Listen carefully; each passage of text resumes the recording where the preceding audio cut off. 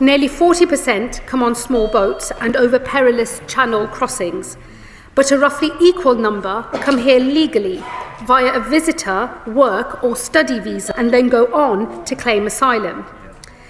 They do so because refugee status is the most generous route into this country.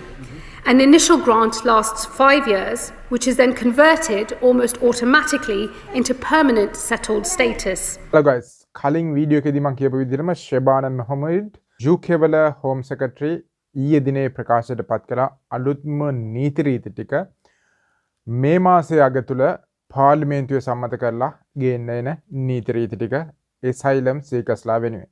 මේ ඔයාලා බලන පළවෙනි video එක නම් මගේ channel එකේ මම Indunil Balasuriya welcome to the channel students room. ඒ වගේම අද මේ වීඩියෝ එකටත් අතහිත දෙන්නේ tap send ඔයාලා ලංකාවට සල්ලි දානවා නම් පවුමකට වැඩිම ගාණක් දෙනවා වගේම කිසිම charge එකක් අය කරන්නේ නැතුව පවුන් 10ක් අමතරව ලංකාවේ ඔයාලගේ account එකට transfer වෙනවා ඔයාලා tap send කියන app එක පාවිච්චි කරොත්. tap send අදම download කරගෙන පාවිච්චි කරන්න අමතක කරන්න එපා promotion code එක 10 ඉන්දුනිල්. මේ code එක පාවිච්චි කරොත් විතරයි ඔයාලට පවුන් 10ක් අමතරව ලංකාවේ account එකට යන්නේ. Okay guys, අද මේ ප්‍රකාශයට පත් කරපු නීති රීති දැනට asylum දාලා තියන අයටත් බෝට්ටු වලින් ඇවිල්ලා application එක දාලා ඉන්න අයටත් ඒ වගේම student හරි work permit වලින් හරි UK වලට ඇවිල්ලා අත උස්සලා ඉන්න ඔයාලටත් මේ කියන නීති රීති අදාළයි. ඒ වගේම දාන්න යන අයට විශේෂයෙන්ම අදාළයි. අපි බලමු එකින් එක මොනවද කියලා. මම ගොඩාක් විස්තර කතා කරන්න නැහැ කලින් වීඩියෝ එකේදී මේ දේවල් ගැන කියව නිසා. right. පළවෙනි එක තමයි වැදගත්ම දේ refugee ලාට දෙන ලබන කාලය. asylum application එකක් දාපුවාම refugee status එක හම්බ වෙන කාලය. දැන් තියෙන නීතිය අනුව ඔය බෝට් වලින් හරි ආපු අයට 2022 නීතිය අනුව 2022 asylum act එකක් තියෙනවා. ඒකට පස්සේ ඇප්ලයි කරන හැම දිනාටම මේ නීති වළංගු වෙනවා. ඉතින් දැන් තියෙන නීති අනුව asylum application එක දාලා refugee status එක හම්බ වෙන දවසේ ඉඳලා අවුරුදු 5ක් හම්බ වෙනවා එක දිගට. ඊට පස්සේ බොහෝ අයට ILR එක ඇප්ලයි කරන්න පුළුවන්. ඒක application එක අනුව කේස් එක අනුව වෙනස් වෙනවා. ඒ කාලය අවුරුදු 2කමාරක් නැත්නම් මාස 30ක් දක්වා අඩු කරලා තියෙනවා. නැත්නම් කඩ් කරලා තියෙනවා.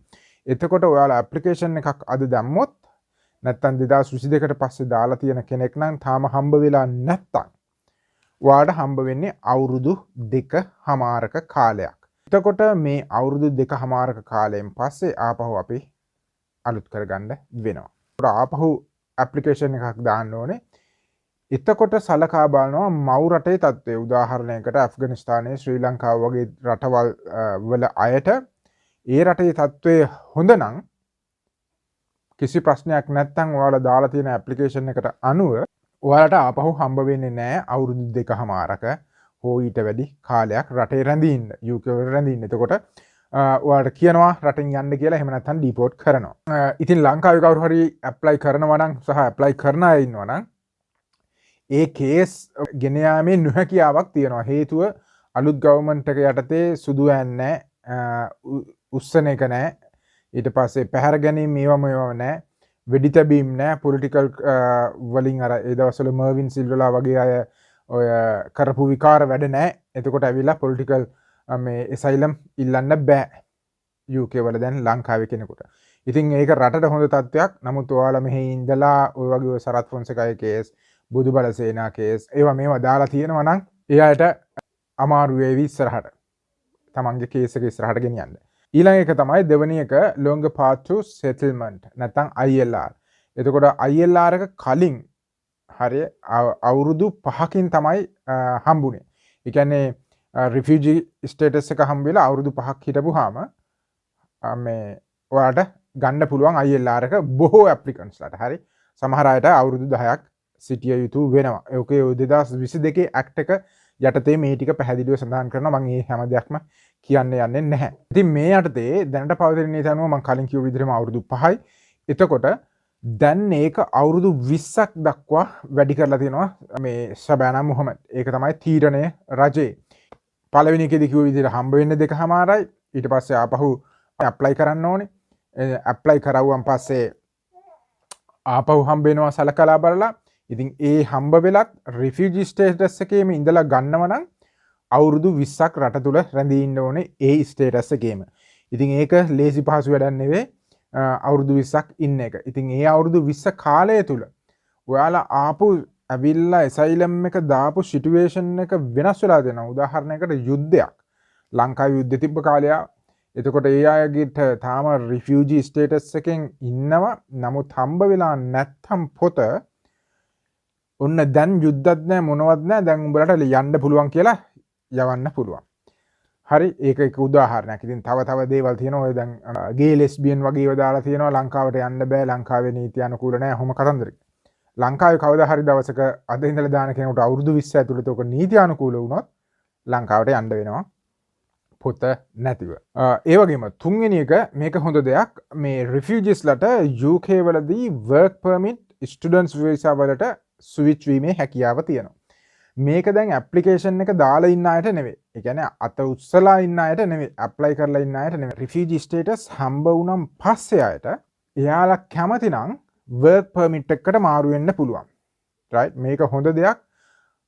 අපි වගේ වැඩ කරලා හරි ව්‍යාපාරයක් කරලා හරි ටැක්ස් ගෙවන මිනිස්සුන්ට. මොකද මේ මිනිස්සුන්ගේ ටැක්ස් ආපහු මේ මිනිස්සුන්ගේ සුබසිද්ධියට යද වෙන්නේ නැහැ.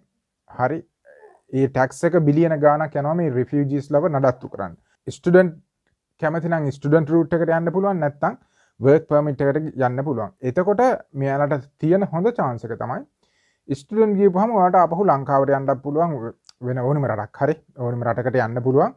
තමන්ගේ රටට උනා. මොකද එතකොට ඔයාලා ඉන්ටර්නැෂනල් ස්ටුඩන්ට් කෙනෙක් විදිහට. ඒ වගේම work permit එකට ගියන් පස්සේ ඒ work permit එකේ දැනට UK වලට ඇවිල්ලා හෝ ඉන්න අයට හම්බ වෙන හැම වරත් ප්‍රසාදයක්ම හම්බ වෙනවා.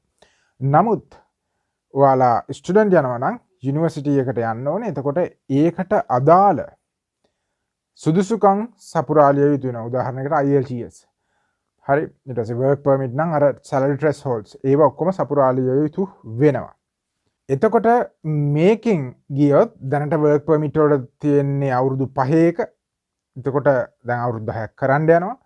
එතකොට ගියොත් එහෙම මේක හරහා අවුරුදු 10න් ඒ කියන්නේ කලින්ම PR එක නැත්නම් ILR එකට යන්න පුළුවන්. පොත ගන්නත් පුළුවන්. right. හතරවෙනි එක bringing family members to UK. ඔයාලා asylum ඉන්නවා නම් family members ලා දැන් ගෙන්නන්න බෑ අලුත් නීතිය අනුව. එතකොට ඔයාලා අර මං උඩින් කියපු එකට ස්විච් වුණොත් work permit එකකට හරි students visa එකකට හරි අන්න ඒ යටතේ ගෙන්වීමේ හැකියාව තියෙනවා. පස්වෙනි එක මේක ගොඩක් වැදගත්. ගොඩාක් ලංකාවේ ආවේ student visa work permit. ඉතින් ඒ කාලේ ඉඳලම student visa ඇවිල්ලා refugee claim කරපු අය ඉන්නවා. දැන් මෑතකදී මේ ට්‍රෙන්ඩ් එක වැඩි වුණා. හේතුව work permit වලින් ගොඩක් ආවා. රස්සා ආවන් පස්සේ නැති වුණා. කම්පැනි වැහිලා ගියා. හෝ එනකොටම වහලා. ඉතින් ඊට පස්සේ ස්ටුඩන්ට් වලින් එයාලට යුනිවර්සිටි ෆීස් ගෙවා ගන්න බැරුව ඔහොම කතන්දර ගොඩක් ඇවිල්ලා asylum claim කරා. ඉතින් මේ අයට දැන් refugees visa එක දෙනවා නම් හරිද? ඇත්ත කේස් එකක් නම් එතකොට ඔයාලට ගන්න බෑ රජයේ තියෙන ෆන්ඩ්ස් මොනවත්. ඒ වෙනුවට ඔයාලා කලින් හිටපු ස්ටේටස් එකට අදාළව work hours හම්බ වෙනවා. මේ අලුත් යෝජනාවට අදාළ වෙනවා asylum seekersලට මාස 12කට වඩා වැඩි බැක්ලොග් එකක් තියෙන කේස් එක නෑ. ඒ කියන්නේ ඔයාලා ගිය අවුරුද්දේ 2024 දැන් නොවැම්බර් මාසෙට කලින් දාපු එකක් නම් ඇප්ලිකේෂන් එක ඒ අයට වැඩ කිරීමේ හැකියාව ලබා දෙනවා. එතකොට රජයෙන් ගෙවන මේ බෙනිෆිට්ස් ඔය ඩෙන්ටිස්ගේ ඉඳලා ෆ්‍රීනේ ඒව ටික නැති කරනවා. බස් ගාස්තුවත් නිකන්නේ නොමිලේනේ හම්බ වෙන්නේ. ඒක ඔක්කොම ටික නැති කරනවා. right. 6 වෙනි එක. මේක ලොකු කතන්දරයකට වාදයකට ගියපු මාතෘකාවක්. වත්කම් දීපල රජයට පවරා ගැනීම. මේක ඇත්තටම ඩෙන්මාර්ක් වල වගේ රටවල් වල දැනටම කරනවා. ඉතින් ඒ හින්දාම තමයි මේක මේ ෂබාන මොහමඩ් හඳුන්වලා දෙන්නේ. මේකෙදී එයා එක උදාහරණයකට කියනවා එක රිෆියුජි කෙනෙක් මේ ස්ටේටස් තියෙන කෙනෙක් BMW එකක් පදිනවා. නමුත් එයාට කිසිම දෙයක් UK ඇතුලේ ගෙවා ගන්න විදිහක් නැහැ කියලා තමයි කියන්නේ. එතකොට උසාවියට ගෙවන්න අවශ්‍ය වෙන ගාස්තුව මෙයාලගෙන් අය කර ගැනීමේ හැකියාව. එහෙම හැකියාවක් නැහැ කියලා කියනවනම් ඇසස් මේ තියෙන වත්කම් දීපල ගැන පරීක්ෂණයක් කරලා ඒවා පවරා ගැනීමට කටයුතු කරනවා. දැන් ඩෙන්මාර්කයේ මගුල් මුද්දරෙන්න අනෙත් ජුවලරිස් සුත් රජයට ගන්නවා එහෙම ගෙවීමේ හැකියාවක් නැත්නම්. රයිට්. හත්වෙනි එක ඇවිල්ලා මේ බෝට් වලින් එන අය සම්බන්ධව හොටෙල්ස් දීම සම්බන්ධව. මේ හෝටල් දීම නතර කිරීම තමයි ගවර්න්මන්ට් එකේ ප්‍රධාන අරමුණ. මේ අය හමුදා කඳවුරු වලට ට්‍රේනින් ස්කූල් වගේ තියෙන ඒවාට දාන්න යනවා. එතකොට ආපහු පොඩ්ඩක් මෙන්ටලි එක අවුල් වෙනවා ඔය ප්‍රංශෙන් එහෙම බෝට් වලින් පන්න උන්ගේ. මොකද අපිට ඉන්න ගියපුවාම ඉන්න වෙන්නේ හෝටල් වල නෙවෙයි ආමි කැම්ප් වල. එහෙම නැත්නම් ට්‍රේනින් ඔය වහලා තියෙන ස්කූල් වල වහලා තියෙන එයාපෝට් වල හොඳට පහසුකම් හම්බ වෙන්නේ නැහැ. ඒ වගේ කතන්දර ඔළුවට එන නිසා මේ යෝජනාව ගෙනල්ලා තියෙනවා. රයිට්. 8 වෙනි සහ අන්තිම එක මේක වැදගත් දෙයක් හැම කෙනාටම. මොකද ලංකාවේ කේසස් ගොඩක් රිෆියුස් වෙනවා. ඔය කාලේ කාදමණ්ඩ කරන එකක් විදිහට තමයි දැන් ලංකාවේ කේසස් ගණන් ගන්න වෙන්නේ. මොකද හේතුව වින් කරන්න අමාරුයි.